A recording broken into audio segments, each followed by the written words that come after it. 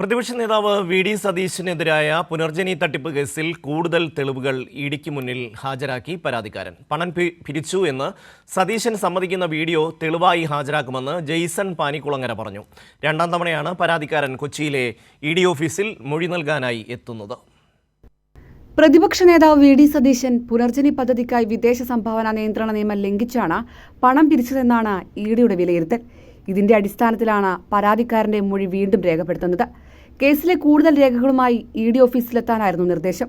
പണം പിരിച്ചു എന്ന് സതീശൻ സമ്മതിക്കുന്ന വീഡിയോ തെളിവായി ഹാജരാക്കുമെന്ന് പരാതിക്കാരൻ ജെയ്സൺ പാനിക്കുളങ്ങര പറഞ്ഞു. പരമാവധി തെളിവുകൾ കൊടുക്കണമെന്നാണ് ആവശ്യപ്പെട്ടിരിക്കുന്നത്. കൂടാതെ ഇന്നത്തെ ഹാജരാകുന്നതിൽ എൻ്റെ ഫോട്ടോ, ID കാർഡ് ഉൾപ്പെടെയുള്ള രേഖകൾ കൂടി കൊടുക്കണം എന്നാവശ്യപ്പെട്ടിട്ടുണ്ട്. പുതിയതായിട്ട് ഇന്നിപ്പോൾ നമ്മൾ കൊടുക്കാൻ പോകുന്നത് വി ഡി സതീശൻ പൈസ വാങ്ങി എന്ന് സമ്മതിക്കുന്ന പുതിയ വീഡിയോ ഇന്ന് നമ്മൾ ഇഡിക്ക് സബ്മിറ്റ് ചെയ്യുന്നുണ്ട്. മെയ് 16-നും ഇഡി പരാതിക്കാരന്റെ മൊഴിയെടുത്തിരുന്നു.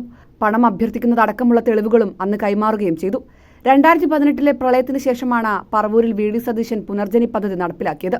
ഇതിൽ ഫെമ നിയമലംഘനവുമായി ബന്ധപ്പെട്ട കേസിൽ വിജിലൻസ് അന്വേഷണം തുടരുന്നതിനിടെയാണ് പരാതിക്കാരന്റെ മൊഴി വീണ്ടും രേഖപ്പെടുത്തുന്നത്. കൈരളി ന്യൂസ്, കൊച്ചി.